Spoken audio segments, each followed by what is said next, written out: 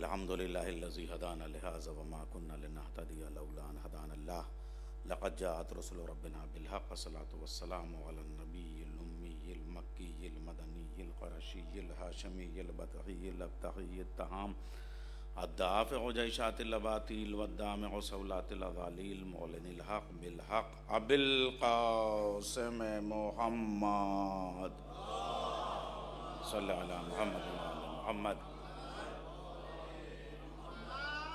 جل فرجهم وآلہ الطیبین الطاہرین المعصومین المظلومین المنتخبین المجتنبین ولعنۃ اللہ علی اعدائہم ومنکر فضائلہم ومصائبہم وسخاوتہم وشجاعتہم وعظمتہم وہیبتہم وجلالہم وجمالہم وکمالہم وآلہم اجمعین من الآن الی قیام یوم الدین اما بعد فقد قال الامیر المومنین امام المتقین غالب علی کل غالب علی ابن ابی طالب علیہ السلام محمد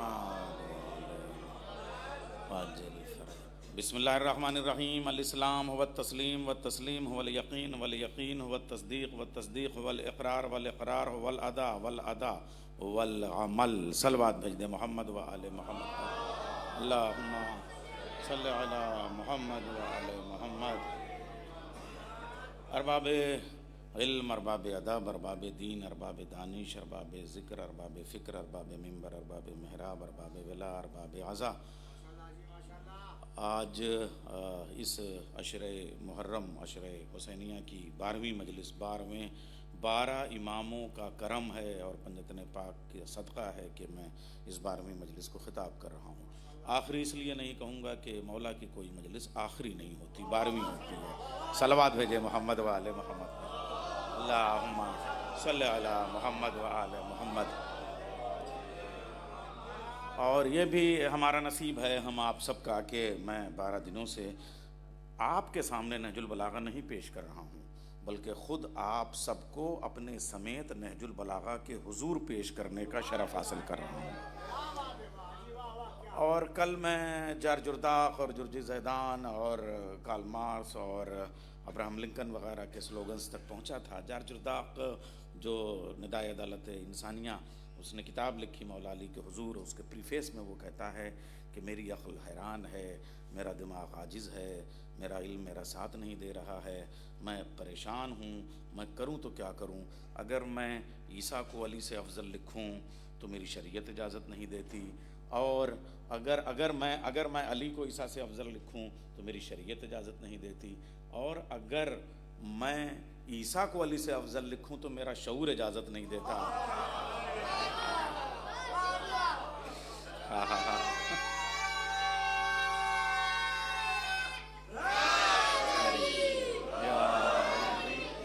قسم خدا کی دیکھتے دیکھتے عشر محرم گزر گیا، اور یہی مولا کے ذکر کا ہمیشہ یہی ہوتا ہے کہ مولا کا ذکر سال بھر تک ہم محرم کا انتظار کرتے ہیں، اور دیکھتے دیکھتے محرم گزر جاتا ہے۔ مولا آپ پہ جو حق تھا، جو گریہ کا حق تھا، وہ ہم نہیں ادا کر سکے۔ بی بی ہماری اس عبادت کو قبول فرمائیے، مالکین شہزادی جنت ہمارے اس پرسے کو قبول کیجئے، ہمارے بچوں کی عزاداری کو قبول کیجئے، ہمارے علمدار کے تمام ارکان کی اس خدمت کو قبول کیجئے، جو نوجوان ماتم کر رہے ہیں شہزادہ علی اکبر، ان کے ماتم کو قبول کیجئے۔ اے بانی فرش ازا شہزادی زینب ثانیہ زہرا سلام اللہ علیہا، آپ ہماری ماؤں، بہنوں، بیٹیوں کی حاضری کو قبول کیجئے۔ اب یہاں سے میں آپ کے سامنے عرض کر رہا ہوں کہ جرداق کہتا ہے کہ اگر میں علی کو افضل کہوں تو میری شریعت اجازت نہیں دیتی، چونکہ میں کرسچین ہوں، اور اگر میں عیسیٰ کو علی سے افضل کہوں تو میرا شعور ماننے کے لیے تیار نہیں ہے کہ عیسیٰ افضل ہو سکتے ہیں۔ کہیں اس لیے کہ ٹھیک ہے، مولا کائنات نے بار بار جب ان سے لوگوں نے پوچھا عیسیٰ کے بارے میں کیا خیال ہے، تو انہوں نے کہا عیسیٰ ہے، لیکن تب عیسیٰ آ چکے تھے، مگر ہمارا کروڑوں سلام ہو اس علی پہ کہ وہ ابھی خانہ کعبہ میں آیا نہیں تھا، اور جب عیسیٰ سے کوئی پوچھتا تھا علی کے بارے میں کیا کہتے ہو، تو کہتے تھے علی علی ہے۔ ہائے ہائے ہائے ہائے ہائے ہائے۔ اچھا، جب ظاہر سی بات ہے عیسائیوں کا یہ عالم ہے، تو میرے نبی نے کہا یا علی تمہارے ہاتھ ید اللہ ہیں، تمہارا چہرہ وجہ اللہ ہے، تمہاری آنکھیں عین اللہ ہیں، تمہاری زبان لسان اللہ ہے، تمہارے کان اذن اللہ ہیں، تمہارا نفس نفس اللہ ہے، تم خود علی ولی اللہ ہو، لیکن علی مجھے بھی یہ کہنے کا حق ہے لحمک لحمی दमों का दमी, तुम्हारी आंखें मेरी आंखें हैं, तुम्हारा चेहरा मेरा चेहरा है, तुम्हारी ज़बान मेरी ज़बान है, मेरे देखने की क़ुव्वत का नाम अली है, मेरी बोलने की ताकत का नाम अली है, मेरे सूंघने की ताकत का नाम अली है। या अली, तुम्हारा गोश्त मेरा गोश्त है, तुम्हारा खून मेरा खून है, तुम्हारी फ़िक्र मेरी फ़िक्र है, तुम्हारी ज़बान मेरी ज़बान है, तुम्हारे अल्फाज मेरे अल्फाज हैं। ए अली, मेरे करोड़ों इतने मानने वाले हैं कि उनमें से बहुत से करोड़ों ऐसे हैं कि जो तुम्हारे कायल नहीं है, मगर तुम्हारा एक भी मानने वाला ऐसा नहीं है जो मेरा कायल ना हो। हाय हाय हाय हाय हाय हाय हाय, मैं ज़रा आपकी शान पेश कर रहा हूँ। नारे हैदरी। मैं थोड़ा सा, आज 12वां दिन है, आज आपके सामने अर्ज कर रहा हूँ, मेरे मानने वालों में करोड़ों ऐसे हैं जो तुम्हारे कायल नहीं हैं, लेकिन अल्लाह का शुक्र है तुम्हारे मानने वालों में एक भी ऐसा नहीं है जो मेरा कायल नहीं है। तुम्हारे मानने वाले भी जन्नती। और उसके बाद में रसूल अल्लाह फरमाते हैं, ए अली, अगर कोई 70 अंबिया के बराबर नमाज़ें पढ़े, 70 अंबिया के बराबर रोज़े रखे, 70 अंबिया के बराबर हज करे, 70 अंबिया के बराबर इबादतें करे, 70 अंबिया के बराबर सजदे करे, लेकिन उसके बाद अगर वो मैदान खाने काबा में वो जिहाद करते करते मकाम इब्राहिम और हजर अस्वद के बीच में शहीद भी हो जाए, और वहीं पे उसको गुस्ल दिया जाए, वहीं जमज़म के पानी से गुस्ल दिया जाए, वहीं कफन दिया जाए, वहीं दफन किया जाए, लेकिन उसके बावजूद अगर अलियन वलीयुल्लाह में उसको बाल बराबर भी शुबा है तो वो जन्नत की खुशबू नहीं पा सकता।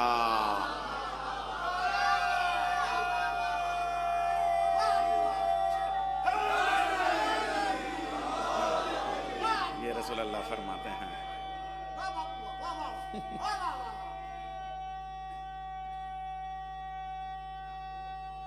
कहाँ है? आप देखिए, इमरान नज़ीरी साहब भाई ने वहां नारा लगाया, मैं यहाँ अली अली कर रहा था, इनका मुंह इधर था, वहां अली अली हुआ, मुंह उधर हो गया। समझे?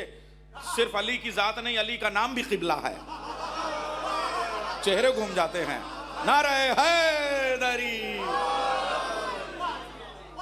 अच्छा बापू, आपने अभी जो कलाम पढ़ा शहजादी उम्र रबाब का, अब सुनिए 2 जुमले।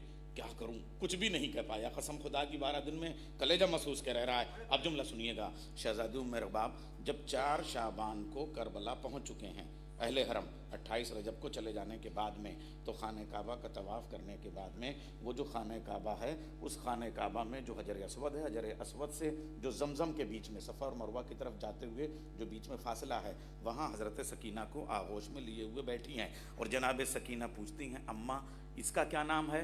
का इसे काबा कहते हैं। का ये जो पानी बह रहा है इसका क्या नाम है? का इसे जमज़म कहते हैं। बीबी सकीना अपनी माँ की आगोश में 3.5 बल्कि 3 बरस की तब उम्र थी, 3 बरस की उम्र में अपनी माँ से पूछती हैं, ए अम्मा उम्मे रबाब, ये बताओ, ये काबा तो मेरे दादा अली का नाम है, ये जमज़म तो मेरे दादा अली का नाम है। हज़रत उम्मे रबाब कहती हैं, ए बेटी, तुम्हारे दादा अली का नाम मारिफत इलाही की नीयत को अली कहते हैं। तुम्हारे दादा की विलायत के बगैर न नमाज नमाज है, न रोज़ा रोज़ा है, न हज हज है, न ज़कात ज़कात है, न खुमुस खुमुस है, न काबा काबा है, न कुरान कुरान है। अल्लाहु अकबर, या रसूल अल्लाह।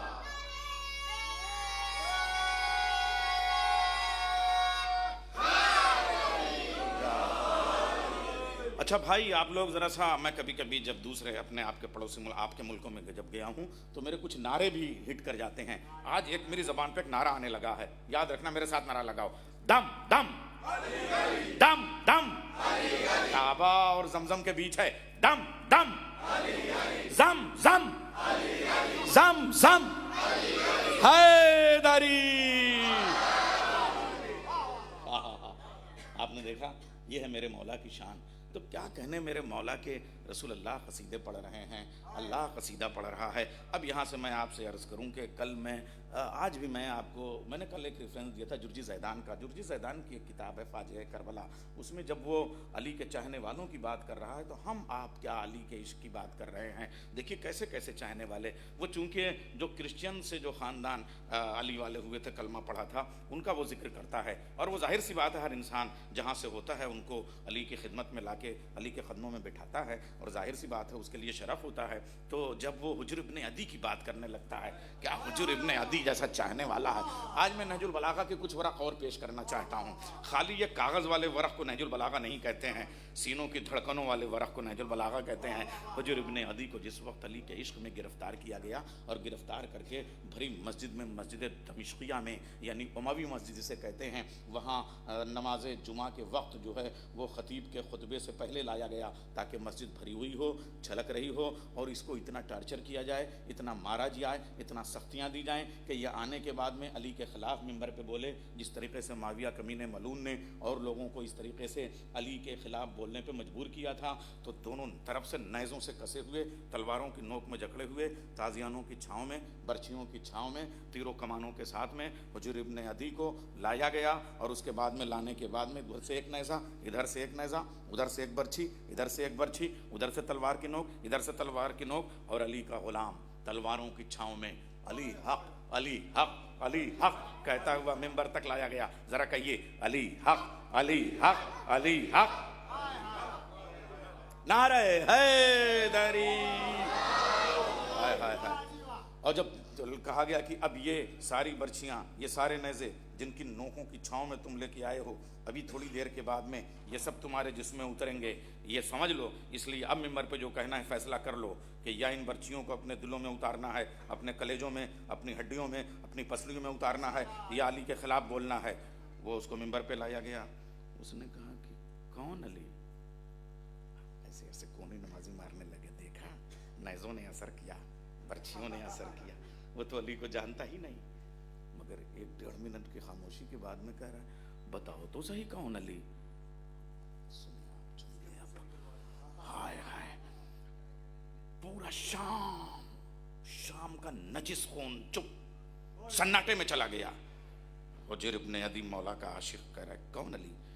وہ علی جو خانہ کعبہ میں پیدا ہوا، ہاں ہاں ہاں ہاں ہاں ہاں ہاں ہاں ہاں، وہ علی جس کا نام کعبہ ہے، وہ علی جس کا نام صفا ہے، وہ علی جس کا نام مروہ ہے، وہ علی جس کا نام زمزم ہے، وہ علی جس کا نام قرآن ہے، وہ علی جو کعبے میں پیدا ہوا، وہ علی جس نے محمد کی آغوش میں آنکھ کھولی، وہ علی جس نے 3 دن کی عمر میں 4 کتابیں سنائی، وہ علی جس نے جھولے میں کلہ اجدر کو توڑ کے پھینک دیا، وہ علی جس نے خیبر کا دروازہ توڑا، وہ علی جس نے مرحب کو 2 ٹکڑوں میں پھینک دیا، وہ علی جس نے انتر کی شریر اور آتما میں انتر ڈال دیا، وہ علی جس نے میدان جنگ میں مسلح بچھا دیا، وہ علی جس نے ہجرت کے بستر پہ سو کے علی نے محمد کی جان بچا لی، وہ علی جو معراج میں محمد کا میزبان ہوا۔ اب وہ کہہ رہے ہیں کہ صاحب یہ نیزے ہٹاؤ، یہ تو اور بول رہا ہے، اب اس کو کسی طریقے سے فیور میں کرو۔ پورا دربار الٹ گیا۔ اب معاویہ کے پاس ایک ہی عمر تھا، عمر یاس۔ بتاؤ کیا کریں، تمہیں سے آسرا ہے، آئے ہائے ہائے۔ اور وہ بھی سمجھ لیجئے وسواس ہے، وہ ہو اس کی پوری آس کر، اب کیا کریں، کیسے کنٹرول کریں؟ کہا نہیں، فیور میں تو یہ آ ہی نہیں سکتا، ڈرا ہی کا کام لیا جا سکتا ہے۔ اس کو کہا کہ صاحب اسی منبر پہ یہ جو نیزے اس کے چاروں طرف ہیں، ان کو ان کے بدن میں چبھو دیا جائے۔ یہ جیسے میں پڑھ دے رہا ہوں، پڑھ دینا آسان ہے، جیسے آپ سن رہے ہیں سن لینا آسان ہے، لیکن اس کردار سے پوچھو حجر ابن عدی پہ ہماری مائیں قربان، ہمارے باپ قربان، ہماری نسلیں قربان۔ چاروں طرف سے نیزے چبھو کے، چاروں طرف سے اس کو نیزوں سے اٹھایا گیا، بغل میں کھولتا ہوا پانی ایک دیگ میں رکھا گیا، کھولتے ہوئے پانی میں نیزوں کی نوکوں سے اٹھا کے اس کو پانی میں ڈال دیا گیا، اور ایک 10 منٹ کے بعد میں اس کھولتے ہوئے پانی سے جب نکالا گیا تو حضرت حجر کی آنکھوں کی چربی پگھل کے رخساروں پہ باہر آ رہی تھی۔ اور کہا گیا حضور اب کیا کہتے ہو؟ کہا وہی کہوں گا جو کھولتے ہوئے پانی میں جانے سے پہلے کہہ رہا تھا، سلام ہو اس علی پہ جو کعبے میں پیدا ہوا، جس کا نام کعبہ ہے، جس کا نام قرآن ہے، جس کے بغیر جنت نہیں۔ صلوات بھیجیں محمد و آل محمد پر۔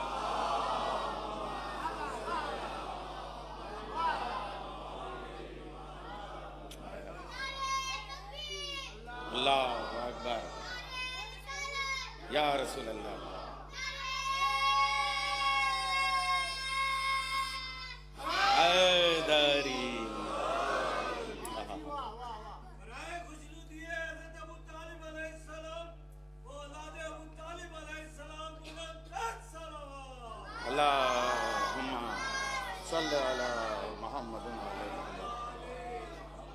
جرجی زیدان لکھتا ہے یہ، میں اپنی طرف سے نہیں، وہ اس کی پوری کتاب ہے فاجعہ کربلا، اس میں حضرت حجر بن عدی کے بلکہ ان کی بیٹی تک کے کیریکٹر کو اس نے پیش کیا ہے وہاں پہ۔ اب میں پھر آپ کے سامنے پیش کر رہا ہوں، ممبر پہ لائے، اب اس سے زیادہ قصیدہ ہے۔ او ہو وہ علی جو کعبے میں پیدا ہوا، وہ علی آغوش رسول میں آیا، وہ علی جو بستر رسول پہ سویا۔ کہا یہ ایسے نہیں مانے گا، ابھی تھوڑا بہت جان بچی ہوئی ہے۔ جو دوسری طرف بائیں جانب ایک دیگ تھا، اس میں یخ جس کو کہتے ہیں برف، اتنا ٹھنڈا پانی، کھولتے ہوئے پانی سے نکلے ہوئے حضور ابن عدی کو نیزوں سے پھر چبھو کے اسی نیزوں سے اٹھا کے اس یخ پانی میں، برف والے پانی میں ڈالا گیا، اور 10 منٹ کے بعد پھر نکالا گیا، پھر ممبر پہ بٹھایا گیا۔ اب کیا کہتے ہو؟ کہا وہی جو کھولتے ہوئے پانی سے نکلنے کے بعد کہا تھا، علی کے علاوہ کچھ حق نہیں ہے، علی حق ہے، علی نور ہے، علی امام ہے، علی معصوم ہے، علی میرا مولا ہے، علی کی ولایت کے بغیر نہ نماز ہے، نہ روزہ ہے، نہ حج ہے، نہ زکوٰۃ ہے۔ اب ممبر پہ اب حواس باختہ، عمر یاس کے حواس غائب، کیڑے مکوڑوں کی طرح مایوس ہو گیا۔ کہا اب ایک کام کرو، اس سے کہو کہ تمہیں گرفتار کر لیا جائے گا اور ہمارے قید خانے میں عمر قید کی سزا دی جائے گی۔ آپ بتائیے، عمر سعد عمر قید کی سزا نہ دے گا تو اور کیا کرے گا؟ کہا صاحب جیسے ہی یہ سزا سنائی کہ زندگی بھر کے لیے اسی شام میں وادی عذرا میں حضرت حجر ابن اب کی قبر ہے، ہم نے بار بار زیارت کی ہے شام میں، اسی شام میں اور اسی دربار کے پیچھے ایک کوٹری میں، کالی کوٹری میں، تنگ تاریک کمرے میں تمہیں زندگی بھر گزارنا ہوگا، جہاں تم سورج کی روشنی کو ترس جاؤ گے۔ حجر ابن عدی فوراً ممبر سے اتر کے کہہ رہے ہیں، سجدہ شکر میں جانے کے بعد شکران للہ شکران للہ شکران للہ۔ لوگوں نے کہا یہ کیا مطلب، تم کو عمر قید کی سزا ملی ہے اور تم شکران للہ کہہ رہے ہو؟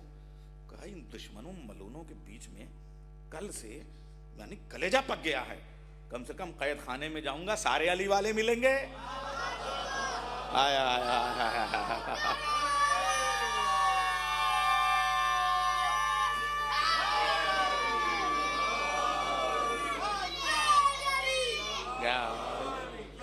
سارے علی والوں کی محفل جمے گی، علی علی کرنے کا مزہ آئے گا، علی کا قصیدہ پڑھا جائے گا۔ لو صاحب اب یہ ہوا سزا بدلو، بدلتے رہتے ہیں انداز کوفی و شامی، حقیقت ابدی ہے مقام شبیری۔ کہا وہ حجر عدی کے بیٹے، حاتم کے پوتے، حجر ابن عدی ابن حاتم۔ دیکھیں ہم علی کے غلاموں کا جب بھی نام لیتے ہیں تو کم سے کم 3 پشتیں تو بتا ہی دیتے ہیں۔ تم ٹھیک سے اپنی ولدیت کے خانے میں پورا نام لکھ دو تو ہم بتائیں۔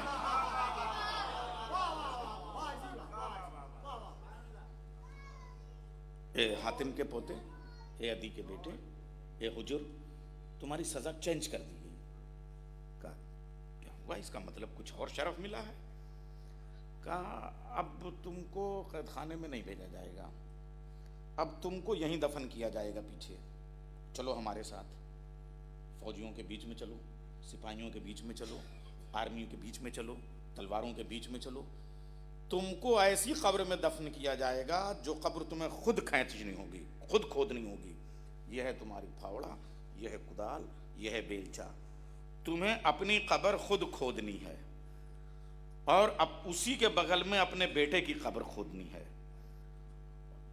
اپنے پورے کنبے کی 7 لوگ گرفتار ہو کے گئے تھے، ان سب کی خبر کھودنی ہے۔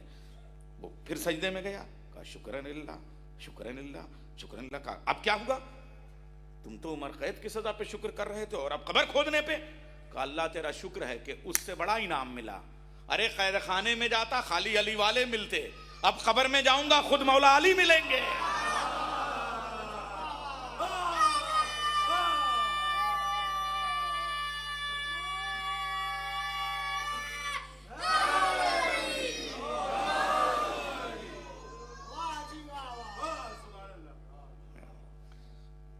حجر ابن جدادی جیسا کردار۔ اس کے بعد حجر ابن کہتے ہیں کہ دیکھو کسی بھی آدمی کو جب آخری سزا دی جاتی ہے، قتل کیا جاتا ہے، تو اس کی ایک خواہش تو کوئی نہ کوئی مانی جاتی ہے۔ خواہش سنیں گے آپ؟ کہا میری آخری تمنا، جس کو انتم اچھا کہتے ہیں، جن کو آپ آخری خواہش کہتے ہیں، وہ تو دنیا کا ہر ملک ماننے کو تیار ہے نا کہ آخری خواہش کا آخری خواہش یہ ہے میری۔ ویسے تو جو ہے وہ 2 خواہشیں ہیں، ایک تو مجھے جو ہے وہ تمہارا کفن نہیں چاہیے، میں جن کپڑوں میں آیا ہوں اور جن زنجیروں میں آیا ہوں انہی میں مجھے دفن کر دو، اس لیے کہ عشق علی میں اس سے اچھا کفن نہیں ہو سکتا، اس سے اچھا زیور نہیں ہو سکتا، ان زنجیروں سے اچھا۔ اور جو میری آخری جو ول ہے، جو میری وصیت کہہ لو یا آخری خواہش کہہ لو، وہ یہ ہے کہ میرے بیٹے کا سر میری نگاہوں کے سامنے کاٹو، تاکہ میں قبر میں جا کے اپنے مولا علی سے کہہ سکوں کہ میں نے اتنے لمحے کو بھی اپنے بیٹے کو مہلت نہیں دی کہ وہ خوف سے میرے بعد کسی کی وجہ سے گمراہ ہو سکے۔ خود بھی سرخرو ہو کے آیا ہوں، بیٹے کو بھی سرخرو کر کے لایا ہوں۔ نعرہ حیدری۔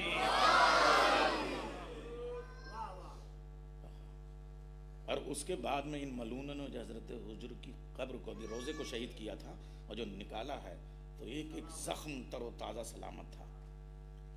حجر کی قبر جب نکالی تو حجر 1500 سال کے بعد بھی تر و تازہ اور سلامت ہے۔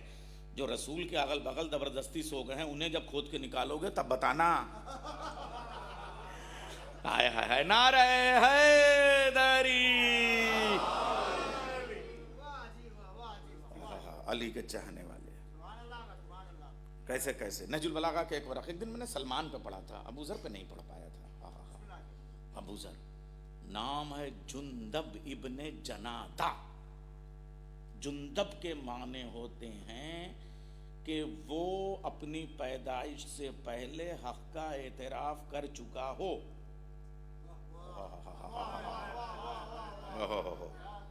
غفاری قبیلہ کوئی آپ سب جانتے ہیں کیا تھا، مگر یہ ہے ایسا مومن کہ رسول اللہ نے کہا تمہارا نام ہے جندب، تمہارے باپ کا نام ہے جنادہ، لیکن میں تمہیں لقب دیتا ہوں، میری طرف سے دیا ہوا نام ہے ابا ذر، ذر کا باپ۔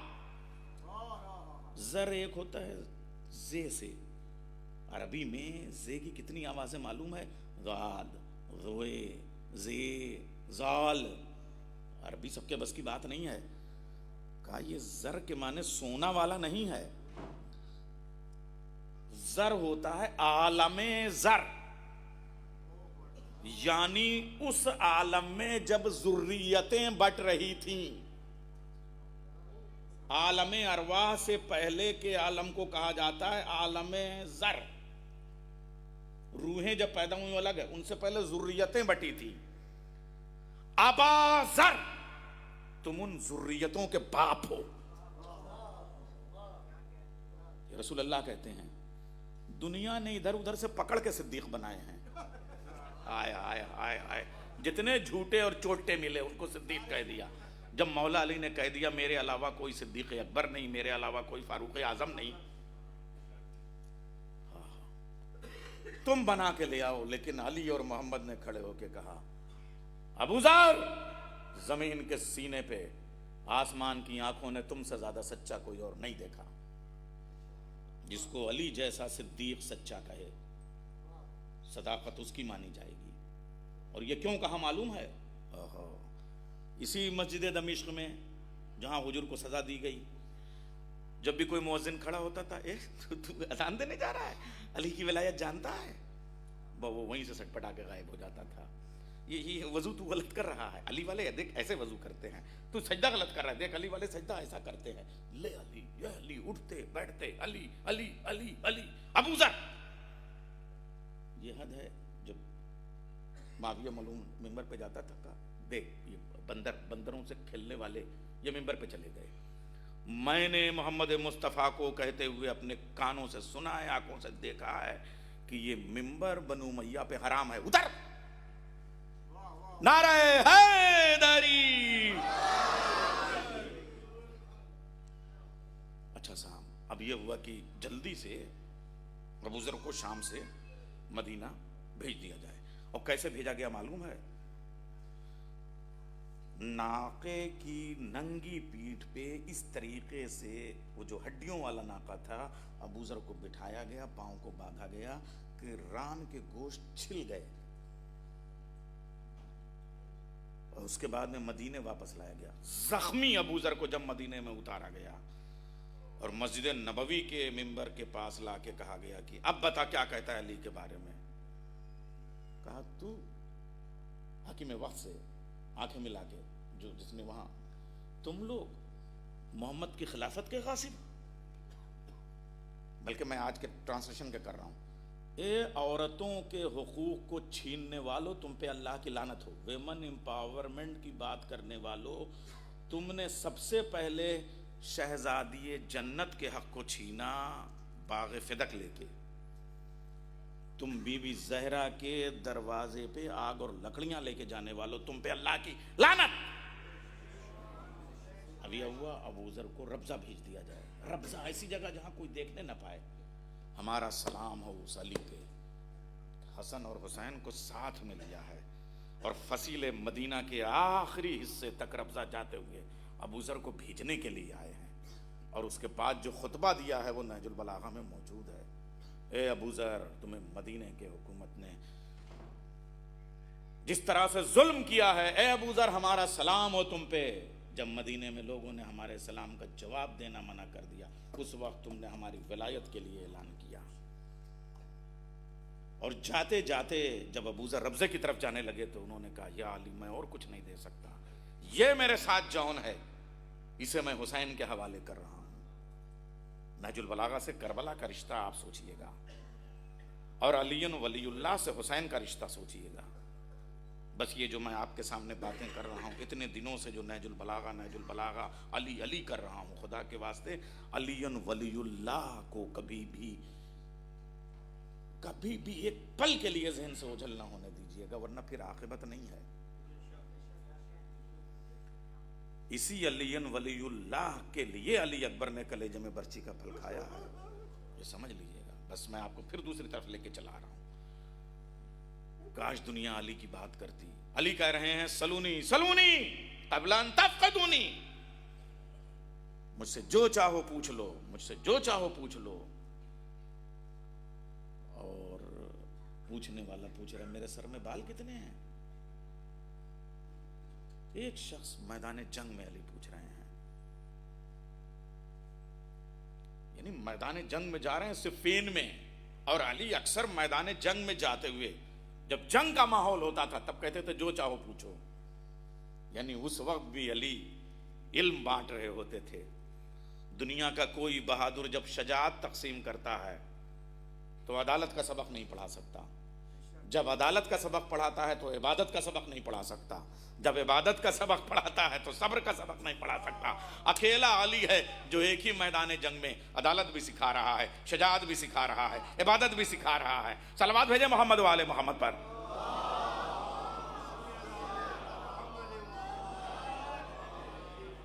میں جلدی سے تھوڑا سا آپ کے سامنے تاکہ اپنے ٹائم کے اندر اپنی بات کو مکمل کر سکوں. میدان جنگ میں علی جا رہے ہیں، کہہ رہے ہیں جو چاہو مجھ سے پوچھ لو. آپ یہ دیکھیں علی نے زندگی میں بھی کہا اور آخری جو سجدہ ہے ضربت والا اس وقت بھی کہا جو چاہو پوچھ لو. کہ اس لیے کہ زہر میں بجھی ہوئی تلوار ماری گئی تھی. زہر میں بجھی ہوئی تلوار کے بعد میں انسان کا دماغ کام نہیں کرتا. علی نے فزت برب کعبہ بھی کہا. ارے ایسے لوگوں کے سامنے اشرا پڑھنا اگلا جملہ ایسا کہہ دیتے ہیں کہ اگر ذاکر وہاں حاضر نہ ہو تو وہ خاموش ہو جائے گا، خطابت چپ ہو جائے گی. فزتو کہا، یہ پڑھوانا چاہ رہے ہیں. اور شکر بھی کرنا چاہیے کہ علمدار میں ایسے ایسے سامعین موجود ہیں کہ جو ذاکر کے ساتھ چلتے ہیں، اور ذاکر کو بھی ایسا ہونا چاہیے جو سامع کے ساتھ چلے. دیکھیے 3 لفظیں ہیں عربی میں اور قرآن میں تینوں استعمال ہوئی ہیں. ایک ہے نجات، ایک ہے فلاح، ایک ہے فوز. جب عربی کا ترجمہ کرنے والا ملا ترجمہ کرتا ہے تو تینوں کے معنی ایک کہتا ہے. جو نجات کے معنی ہیں وہی فلاح کے معنی ہیں. فلاح معنی بھی نجات، فوز معنی بھی نجات، نجات معنی بھی نجات. قرآن کریم میں نجات کا لفظ استعمال ہوا ہے کشتی نوح کے لیے کہ ہم نے چھٹکارا دے دیا. اچھا ٹھیک ہے، چھٹکارا دے دیا، مگر چھٹکارا دینے کا مطلب اگلی منزل مل گئی اس کی گارنٹی نہیں ہے. عربی میں ہر لفظ ایک منزل رکھتا ہے، اگلی منزل اس سے مشکل ہوتی ہے. اور اگر عمران نذیری میری خطابت کے آگے چلے تو اس کا مطلب وہ آگے کا سوال پوچھ رہا ہے. جیسے 10ویں کلاس ہم نے پاس کی تو 10ویں سے نجات مل گئی، لیکن کوئی ضروری ہے کہ 10ویں پاس کرنے والا انٹر بھی پاس کر لے؟ 10ویں پاس کرنے والا انٹر فیل بھی ہو سکتا ہے. تو آپ 10ویں پاس کرنے والے کو نجات پانے والا تو کہہ سکتے ہیں، لیکن انٹر پاس فلاح پانے والا نہیں کہہ سکتے. حیا علی الفلاح. اب جیسے میں آپ کو کہہ دوں فلاح مانے فلاح، فلاح فلاح فلاح مانے ہوتا ہے بیج، سیڈ، بچے سیڈ، بیج. جیسے ایک دانا ہوتا ہے اخوا جو پھوڑتا ہے، جب وہ زمین میں ڈالتے ہیں تو اسے کہتے ہیں دانا ڈالنے کو فلاح. اسی لیے عربی میں کسان کو کہا جاتا ہے فلاح. کاشتکار کو، فارمر کو عربی میں کہا جاتا ہے فلاح. جیسے کشتی چلانے والے کو کہا جاتا ہے ملا، ایسے ہی ہل چلانے والے کو کہا جاتا ہے فلاح. لیکن بیج ڈالنا آپ کا کام ہے، اخوا پھوڑنا آپ کا کام نہیں ہے. اللہ نہ چاہے تو اخوا نہیں پھوٹے گا، تو آپ فلاح فلاح کرتے رہیں. ارے میں کیا کہہ رہا ہوں. اب جن اذانوں میں خالی حیا علی الفلاح ہے، حیا علی خیر العمل نہیں ہے، سمجھ لیے بیج ڈالا جا رہا ہے، اخوا نہیں آ رہا ہے. آئے آئے نعرہ حیدری.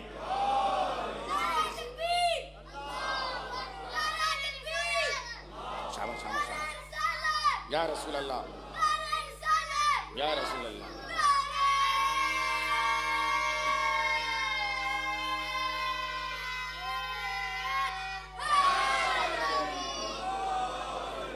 میں علمدار سینٹر کے سیٹرڈے اسکول کو سیلوٹ کرتا ہوں کہ آج 12 دن ہوئے بیج ڈالتے ہوئے، اخوے آ گئے. آج دیکھیے یہ مجلسیں پڑھ رہے ہیں، یہ ماتم کر رہے ہیں، یہ سوسخانی کر رہے ہیں، یہ پورے فضائل مصائب پڑھ رہے ہیں. ہماری اگلی نسل تیار ہے. اسے کہتے ہیں فصل تیار ہو گئی. علی کے عشق کے بغیر بیج ڈالا جا سکتا ہے، فصل نہیں تیار ہو سکتی، اس لیے کہ علی بلا فصل کا نام ہے. اگر تم نے فاصلہ ڈال دیا تو فصل نہیں تیار ہو سکتی. ہائے ہائے. تو ایک ہو گیا نجات لفظ، ایک لفظ ہو گیا فلاح لفظ. تو فلاح کا مطلب فصل تیار ہو گئی، ٹھیک. مگر ایک بات بتائیے، فصل تیار ہو جانا بھی آپ کے کھلیان میں دانا آنے کی گارنٹی تھوڑی ہے.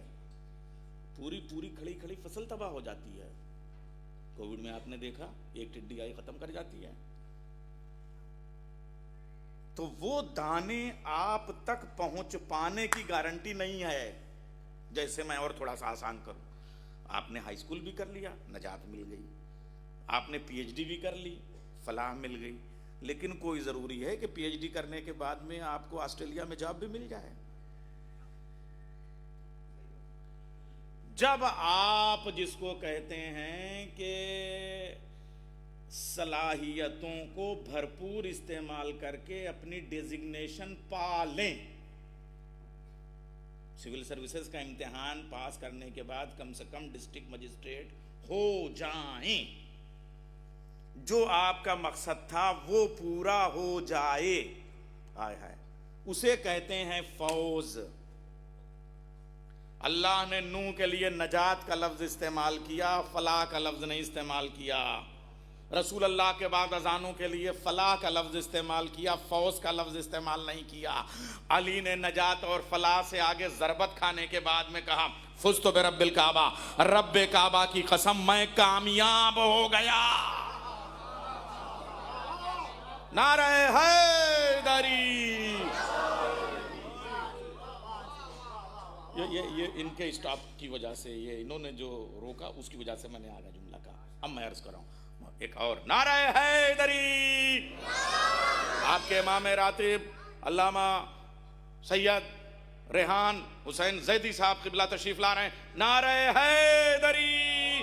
سرکار آپ امام ہیں، آپ یہاں نہیں آپ کی جگہ، آپ میرے سرپرست ہیں، آپ میرے مربی ہیں، تشریف لے آئیے. نعرہ حیدری. سرکار تشریف لیں آپ کی اجازت سے. اللہم صلی علی محمد وعلی. سرکار اب آپ کی اجازت سے. اچھا، یہ چونکہ 12ویں مجلس ہے،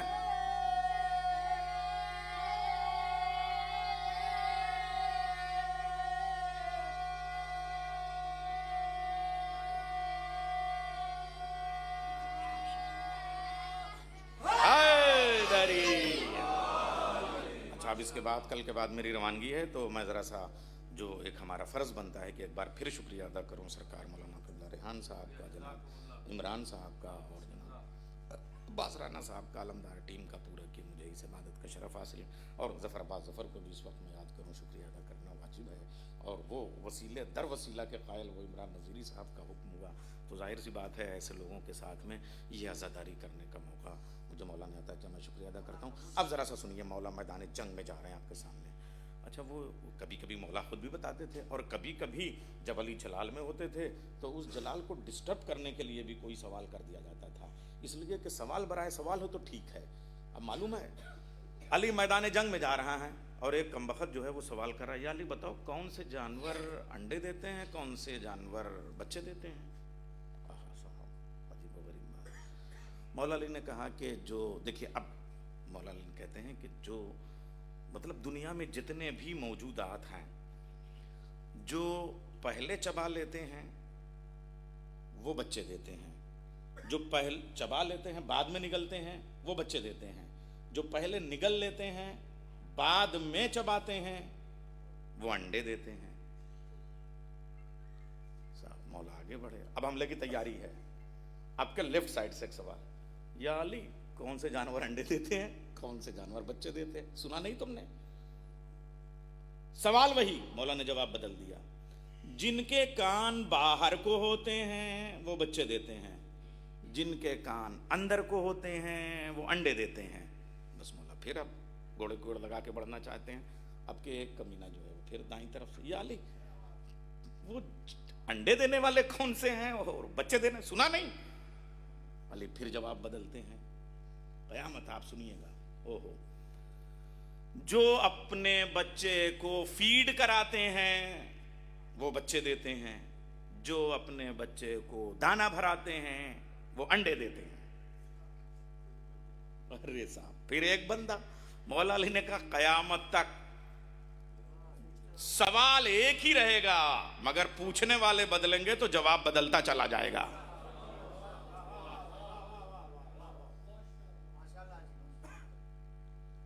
اچھا، اب یہیں پہ سوچئے گا کن کن، میں نے آپ کو چینٹی والا خطبہ بتایا کہ کس جگہ پہ کہا. ایسے میں معلوم ہے جنگ ہے صفین کی، اور علی مسئلے بتا رہے ہیں 2022 کے، 1500 سال آگے کے.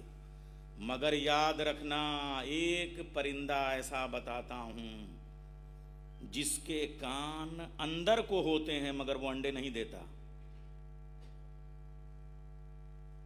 وہ بچے دیتا ہے.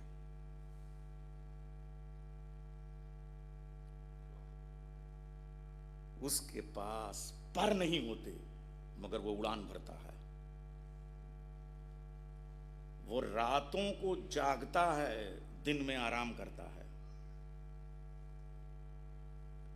وہ سورج کے اجالوں کو اپنے لیے اندھیرا بنا لیتا ہے اور رات کے اندھیروں کو اپنے لیے چراغ بنا لیتا ہے.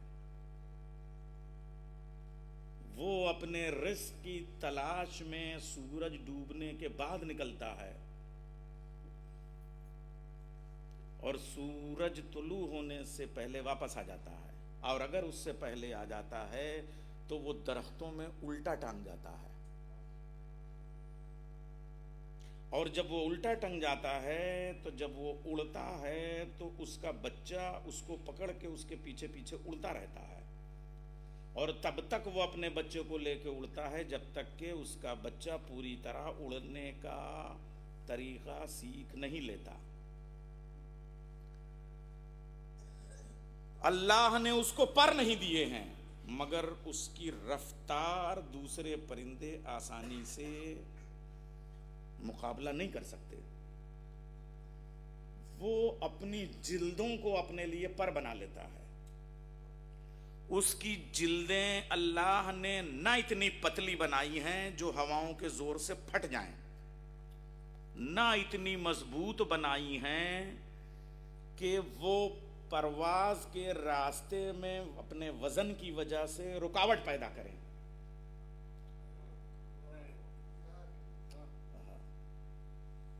اب یہ مولا کے جملوں کی اب اپنے جملے شرح کے طور پہ, اللہ نے اندھیروں کو اس کے لیے چراغ بنایا, یہ مولا کا جملہ. مگر میں آج کے زمانے میں کہہ رہا ہوں, ایک ایسا پرندہ آپ کے ہاتھ میں رہتا ہے کہ جس کے ہاتھ میں آپ کی روح اگر نہ ہو تو آپ پرواز کر جائیں, اس کا نام ہے موبائل.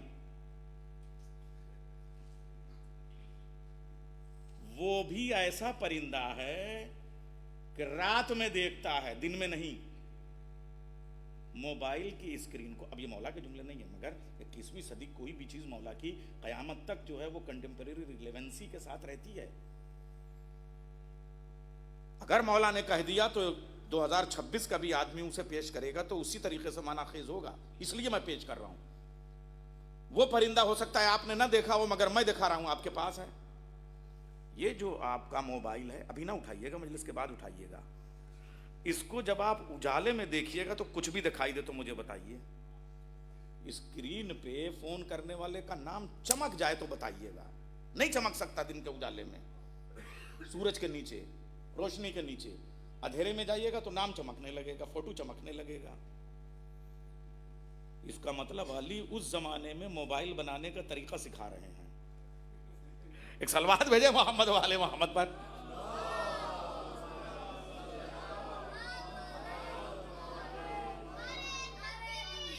اللہ اکبر. بس ختم کر رہا ہوں, مجلس سے گھنٹہ ہو گیا. یا رسول اللہ.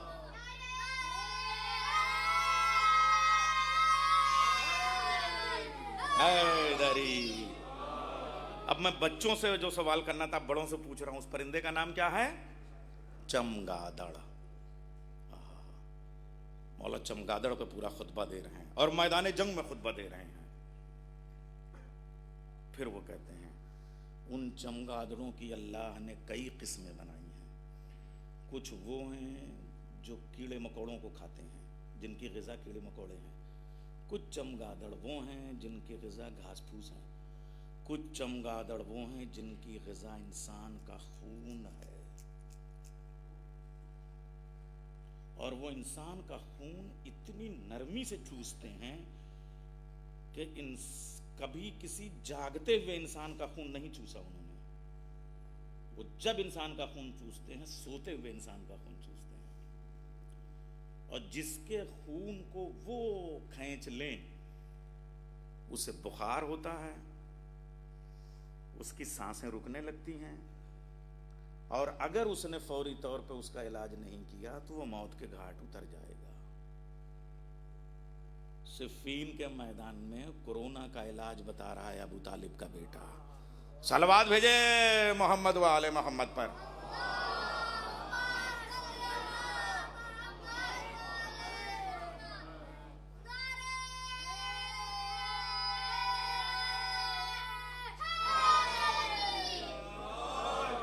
بس 5-7 منٹ میرے پاس اور ہیں، میں نے اپنا وقت لے لیا آپ سے. میں ایک بار پھر شکریہ ادا کروں گا اور یہ بتاؤں گا کہ نہج البلاغہ، اصل میں یہ جو نہج البلاغہ پہ میں نے تقریریں کرنے کا شرف حاصل کیا، اسے تقریر نہیں، اسے تشویق کہیے گا. نہج البلاغہ ہمارے پاس اتنا بڑا سرمایہ ہے علم کا، ادب کا. مولا کائنات نے جس طریقے سے علم کے بارے میں، عالم کے بارے میں بتایا کہ انسان زندہ رہ کے بھی مردہ ہے اگر اس کے پاس علم نہیں ہے، اور وہ مر کے بھی زندہ ہے اگر اس کے پاس علم ہے. کیا کیا جملے ہیں میرے مولا کے. مگر آج دنیا کی قومیں نہج البلاغہ سے فائدہ حاصل کر رہی ہیں. ہم نے نہج البلاغہ کے لیے کیا کیا؟ ہمیں نہج البلاغہ پہ مجلسیں پڑھنی چاہیے، مولا کے اقوال پر کتابیں لکھنی چاہیے. بچوں کو چھوٹے چھوٹے جو کلمات قصار ہیں اور کلمات حکمت ہیں ان کو کم سے کم وہ سکھائے جائیں تاکہ وہ ان بچوں کے ذہن میں آئے. اس لیے کہ علی کے کلام سے بڑھ کے ہمارے پاس اور کوئی سرمایہ نہیں ہے. بس وہ ایک ادنا سی کوشش تھی جس کے لیے میں نے یہ موضوع منتخب کیا. اور اس کے بعد میں آج فرض بنتا ہے کہ جہاں میں آپ سب کا شکریہ ادا کر رہا ہوں، ایک بار آپ سب کی جانب سے، پوری امت کی جانب سے میں سید رضی کا شکریہ ادا کروں. 359 ہجری، اس زمانے میں بنو امیہ گزر گئی، بنو عباس گزر گئے. معلوم ہے بنو امیہ بنو عباس کے زمانے میں کتنی مشکلیں تھیں. مولا کائنات کے فوراً بعد میں ان خطبوں کو کمپائل کیوں نہیں کیا جا سکا؟ بنو امیہ بنو عباس کا زمانہ آپ جانتے ہیں کہ اولاد علی کی جگہ ایک صحابیت کی شاخ کو زبردستی فٹ کرنے کے لیے وہ ظلم ہوئے کہ اگر کسی کو رسول کی کوئی حدیث یاد ہے، مولا علی کی کوئی حدیث یاد ہے اور پتہ چل جائے تو اس گاؤں میں جا کے اس کو قتل کر دیا جاتا تھا کہ آنے والی نسلوں تک علوم اہل بیت نہ پہنچنے پائیں. ایسے میں ہمارا سلام ہو سید رضی پہ، سید مرتضی علام الہدیٰ پہ، اور وہ حسینی سادات ہیں. ماں کا نام فاطمہ ہے، شیخ مفید ان کے استاد ہیں، اور ان کی ماں فاطمہ جس وقت اپنے بچوں کو لے کے جاتی ہیں کہ آپ ان کو اپنی شاگردی میں لیجیے تو وہ کہہ رہے ہیں ارے آج تو میں نے خواب میں دیکھا کہ شہزادی حسن اور حسین کے ساتھ تشریف لائی ہیں، مجھے حکم دیا ہے اور یہ کہا ہے کہ ان بچوں پہ اپنی خاص محبت اور شفقت سے ان کو پڑھانا. اور اس طریقے سے سید رضی کی عمر بہت کم ہے. سن 59 ہجری میں، یعنی 359 ہجری میں وہ دنیا میں تشریف لے آتے ہیں. سن 406 میں ان کا انتقال ہو جاتا ہے. اتنی کم عمر میں ان کی کم سے کم 40 کتابیں ہیں. قاضی القضات ہیں، کوئی معمولی آدمی نہیں ہے. اور ان کے زمانے میں ان پہ آبجیکشن ہوتا ہے کہ یہ کہاں سے علی کا خطبہ لے آئے، یہ کہاں سے لے آئے، یہ کہاں سے لے آئے. تو وہ کہتے ہیں یہ خطبہ 200 لوگوں کا نام، کہ اتنے 200 لوگوں میں سے یہ نام ہے جنہیں یہ خطبہ زبانی یاد ہے، اور انہوں نے اپنے بیٹوں کو، انہوں نے اپنے بیٹوں کو، انہوں نے اپنے بیٹوں کو سنایا، نسلاً بعد نسل یہ خطبہ اس تک ہم تک پہنچا ہے. یہ کوئی معمولی کارنامہ نہیں ہے. سید رضی نے ان خطبوں کو کمپائل کیا، اور خود ان کے بھی اشعار اور ان کے بھی جو مضامین ہیں وہ کم سے کم 4 والیوم میں بعد میں جمع کیے گئے ہیں. لیکن جو لوگ کہتے ہیں کہ سید رضی، خدا مطلب مجھ کو نہج البلاغہ کے ہر خطبے پہ اتنا ہی یقین ہے جتنا اپنے باپ کے بیٹے ہونے پہ یقین ہے.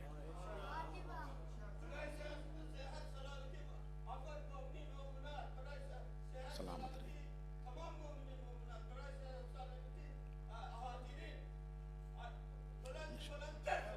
اللہم صلی علی محمد وعلی محمد. بعض آج بھی اللہ اکبر، شاباش.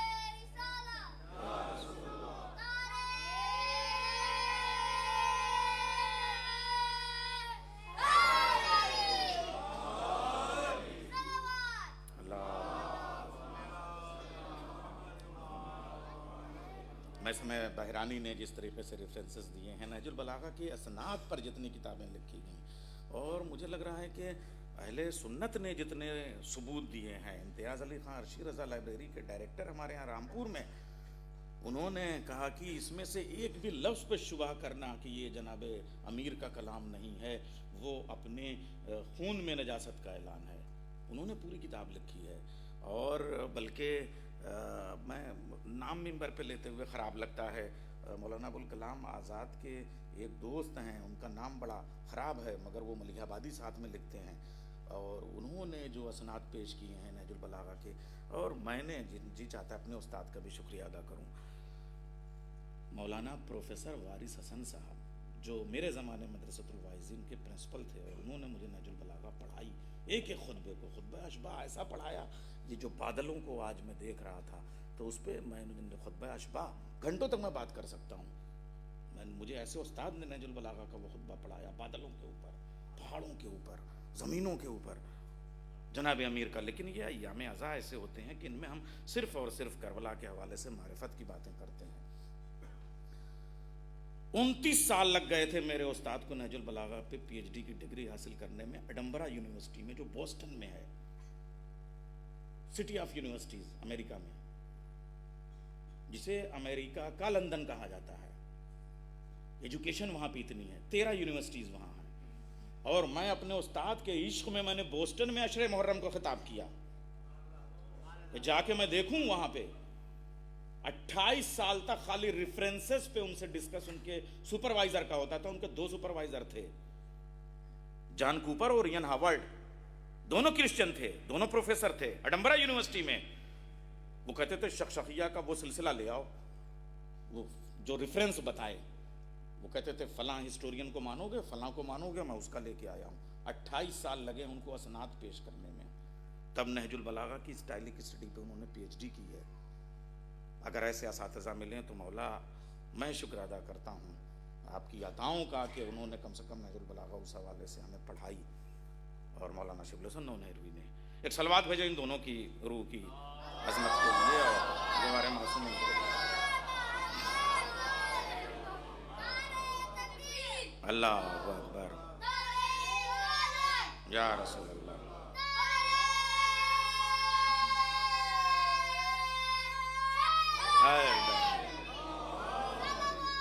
اللہم صلی علی محمد وآل محمد۔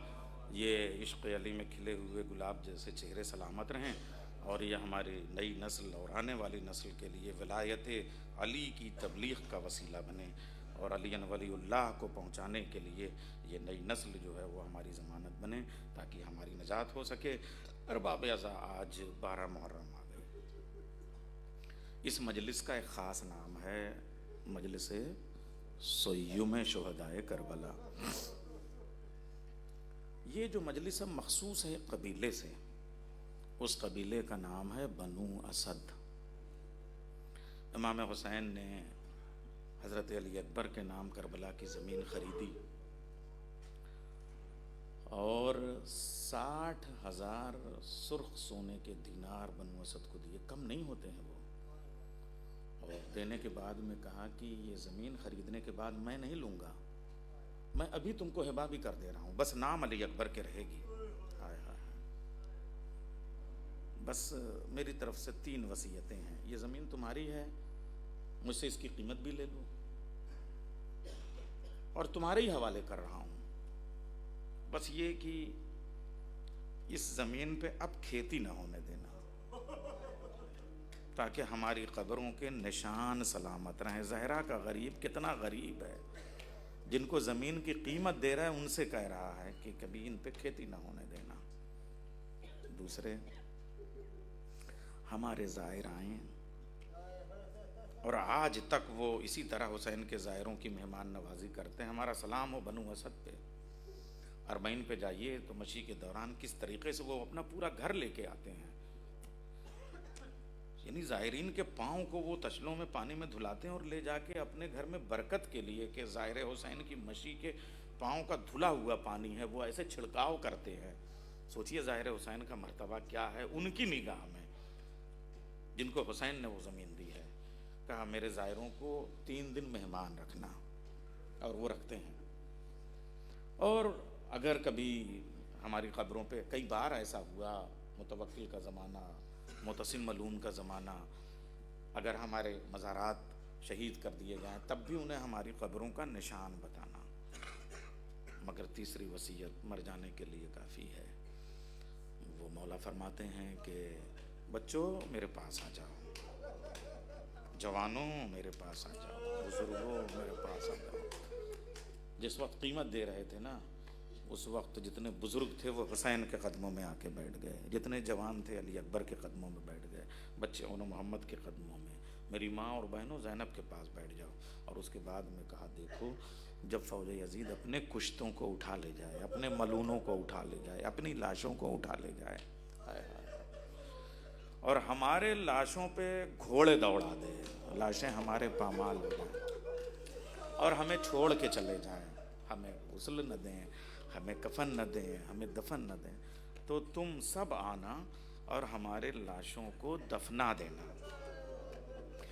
اس کے بعد میں عورتوں کی طرف مخاطب ہوئے، اے زینب کو ماننے والی، اے زہرا کی کنیزو، اگر تمہارے مرد فوج یزید کے ظلم اور شر کی وجہ سے خوف کھا جائیں، ڈر جائیں اور ہمارے لاشوں کو دفنانے سے دامن بچانے لگیں اور کنارے جانے لگیں، تو تم سب آنا، کسی صورت سے ہمارے لاشوں پہ مٹی ڈال دینا۔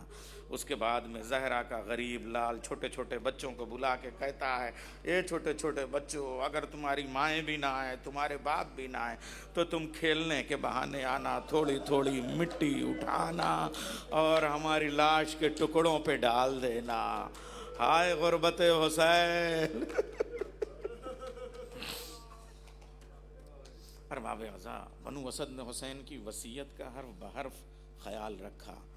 حد یہ ہے کہ انہوں نے 12 محرم کو لاشوں کو دفن کیا، اور آج تک، آج بھی، یعنی آج کا یہ جو اس وقت ہوگا، کربلا میں جب شام ہو جائے تو جا کے آپ دیکھیے گا، تو بنو اسد کے جتنے بھی اپنے گھروں کو چھوڑ کے، کوئی اپنے گھر میں بنو اسد کا اس وقت اگر رات ہو رہی ہوگی وہاں، تو بنو اسد کی کوئی عورت اس وقت اپنے گھر پہ کربلا معلم پورے عراق میں نہیں ملے گی، کوئی مرد اپنے گھر میں نہیں ملے گا، کوئی بچہ کچھ بھی ہو جائے نہیں ملے گا، سب کربلا معلہ میں ہوں گے، اور ان کا عالم کیا ہوگا؟ جیسے لگ رہا ہے کہ ابھی کربلا ہوئی ہے۔ ہاتھوں میں کدال، پھاوڑا، بیلچا، ڈلیا، مٹی، ریت، جتنے بھی دفن کے سامان ہو سکتے ہیں، کچھ کفن کے ٹکڑے، جو بھی جس کے بس میں ہے، اور ان کے قافلے کو کبھی آپ دیکھیے، یا آپ دیکھیے گا آج بھی، اگر آپ یوٹیوب پہ بھی دیکھ لیں تو وہ آگے آگے چھوٹے چھوٹے بچے، واہ علی اصغرا، واہ علی اکبرا، واہ حسینہ، ان کے پیچھے 18 سال کے نوجوان، اس کے پیچھے بزرگ، اور ان کے پیچھے مائیں اپنے گودوں میں بچوں کے لیے یا حسین یا حسین کرتے ہوئے وہ منظر پیش کرتے ہیں جب وہ دفن کے لیے آئیں۔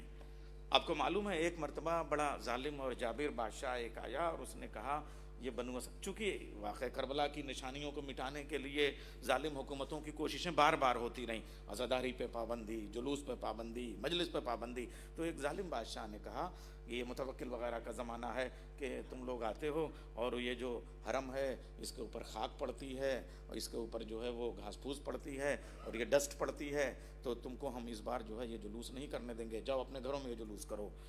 بس ارباب اعضاء، تھوڑا سا مردوں نے کوشش کی کہ کسی صورت سے ہمیں اجازت مل جائے، بس تھوڑی دیر کے لیے دونوں حرم کھول دیے جائیں۔ یہ حضرت عباس کے حرم سے جلوس شروع ہوتا ہے، امام حسین کے حرم تک جاتا ہے، اس سے زیادہ نہیں ہوتا ہے، بس وہی جو صفا اور مروہ کے درمیان کی دوری ہے اتنی ہی دوری عباس اور حسین کے حرم کی ہے۔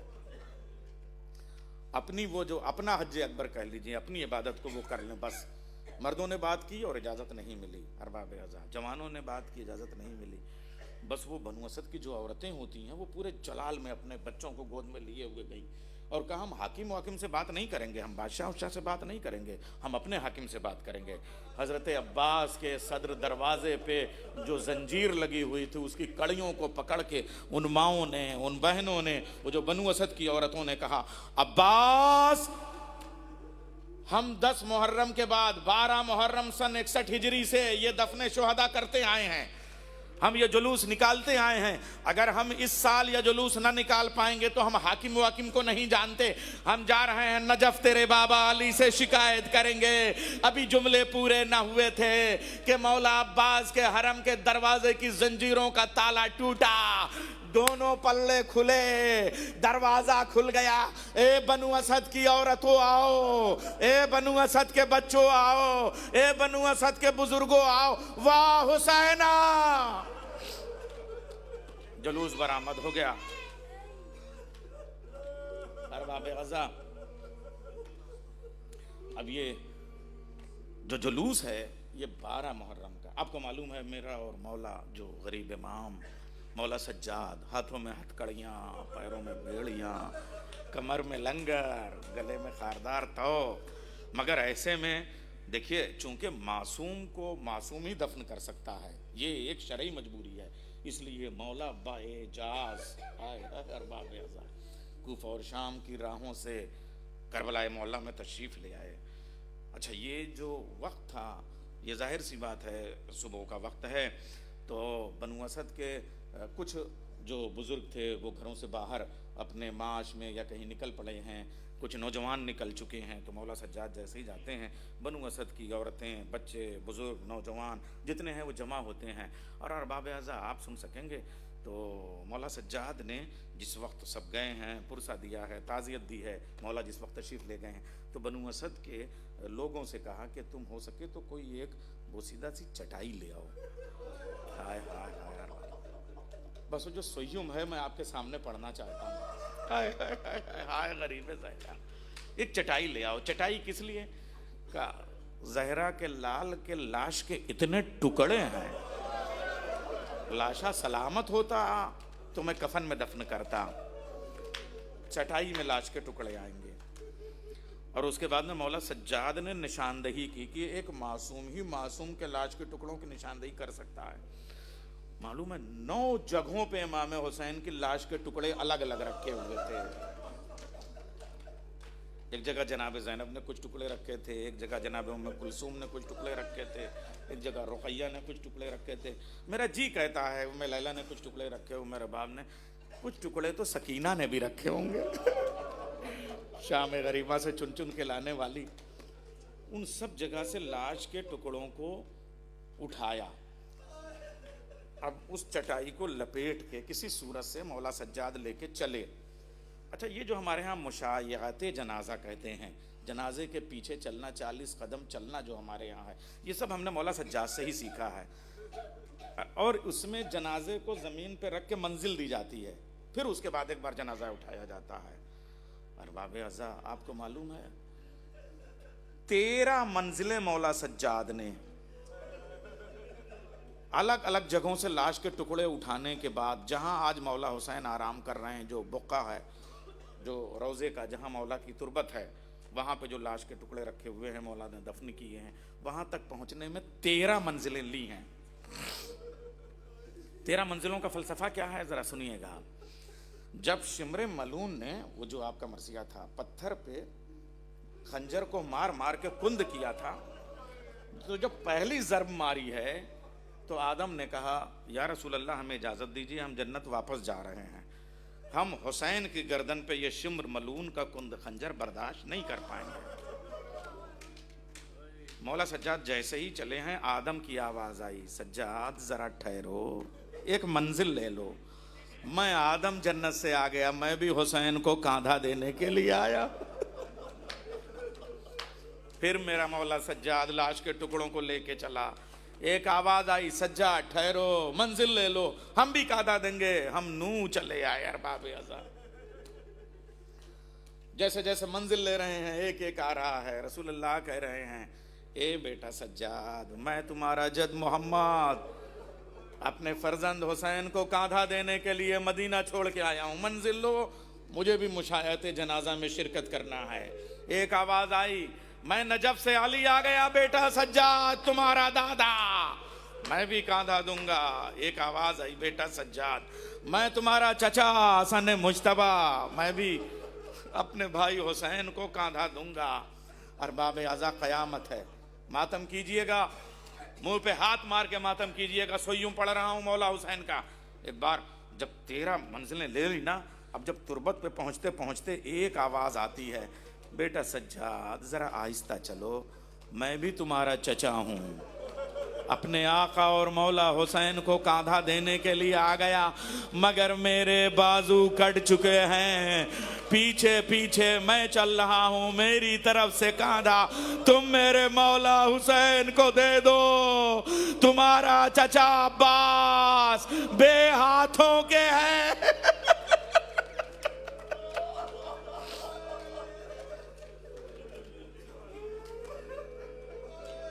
ارباب اعضاء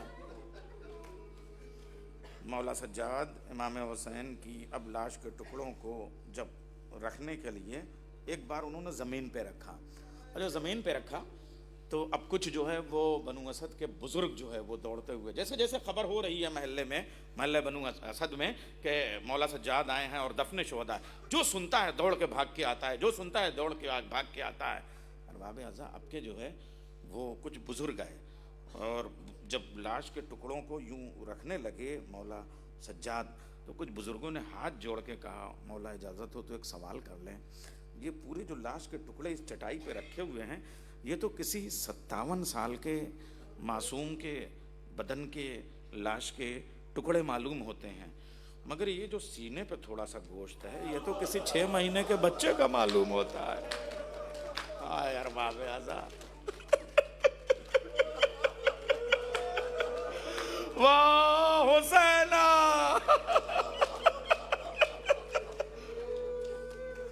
مولا سجاد نے کہا تم بزرگ ہو، تم عمر دراز ہو، تم سن رسیدہ ہو، تم نے صحیح سوال کیا اور صحیح پہچانا، سارے لاش کے ٹکڑے میرے بابا حسین کے ہیں، میں معصوم ہو کے، میں امام ہو کے کہہ رہا ہوں، لیکن یہ جو سینے پہ کچھ گوشت کے ٹکڑے ہیں نا، یہ میرے بابا حسین کے نہیں ہیں۔ کہا پھر کس بچے کے آ گئے؟ کہا وہ جو میرا 6 مہینے کا بھیا علی اصغر ہے نا، جب اس کے لاش کو نیزہ چبھو کے زمین سے قبر سے کھودا گیا تھا اور میری ماں اور میرے باپ کے سامنے اس کا گلا کاٹا گیا تھا، تو سر کو نیزے پہ چڑھایا گیا، لاش کو حسین کے پہلو میں رکھ دیا گیا تھا۔ جب گھوڑے دوڑنے لگے تو میرے بابا حسین کا ہاتھ اپنے لاشے سے بلند ہو کے علی اصغر کے لاشے پہ گیا اور علی اصغر کو اپنے سینے پہ رکھ کے میرے بابا نے کہا ہائے علی اصغر، ابھی جب تیرے اوپر گھوڑے کی ٹاپ پڑے گی تو کیسے برداشت کرے گا؟ اسی ٹاپ سے بچانے کے لیے میں نے تجھے تربت میں دفنایا تھا، مگر میں تجھے نہ بچا سکا۔ میرا بھیا علی اصغر میرے بابا حسین کے سینے پہ تھا، ادھر کے گھوڑے ادھر دوڑے، ادھر کے گھوڑے ادھر دوڑے، ارے جسم پہ لاش کے ٹکڑے اس طرح پیوست ہو گئے گھوڑے کے ٹاپوں کی وجہ سے کہ میں اب علی اصغر کے لاش کے ٹکڑوں کو جدا نہیں کر سکتا۔ اب قیامت تک میرے بابا حسین کا سینہ میرے بھیا علی اصغر کا دفینہ ہوگا، اسی تربت میں پائنتی علی اکبر سوئیں گے، میرے بابا کے سینے پہ علی اصغر سوئیں گے۔ ارباب اعضاء یہ دفن ہوا۔ اب ایک روزہ اور ہے سوئم اور میں پڑھ لوں 2 منٹ کا، اور مجھے آپ اجازت دیجئے۔ مولا سجاد نے امام حسین کو دفن کرنے کے بعد اب دریا کی طرف رخ کیا۔ ہائے ہائے ہائے، دریا کی طرف کچھ لاش کے ٹکڑے رکھے ہوئے ہیں ارباب اعضاء، بازو کہیں ہے، دایاں بازو کہیں ہے، بایاں بازو کہیں ہے، سینہ کہیں ہے ارباب اعضاء، گردن کہیں ہے۔ لاش کے ٹکڑوں کو ایک اور چٹائی میں جمع کرنے لگے مولا عباس کے۔ اب جب لاش کے ٹکڑوں کو ہاتھ یہاں رکھا، لاش بنا رہے تھے مولا سجاد، یعنی کاندھے سے جوڑ کے شانوں کو رکھا، سینے کو تیار کیا۔ مولا سجاد کہتے ہیں جب میرے چچا کی لاش کے ٹکڑوں کو چٹائی پہ میں نے رکھ لیا نا، اور جب سینہ تیار ہو گیا، سینے کے الگ الگ ٹکڑوں کو جب میں نے جمع کیا اور سینہ تیار ہو گیا، تو میں اپنا کان اپنے چچا کے سینے کے پاس لے گیا تو آواز آ رہی تھی، بیٹا سجاد مجھے تو دفن کر رہے ہو مگر میری سکینہ تمہارے حوالے ہے، شمر کے تماچوں سے بچانا، حارث ابن نوفل کے تازیانوں سے بچانا، میری بڑی چہیتی ہے میری سکینہ۔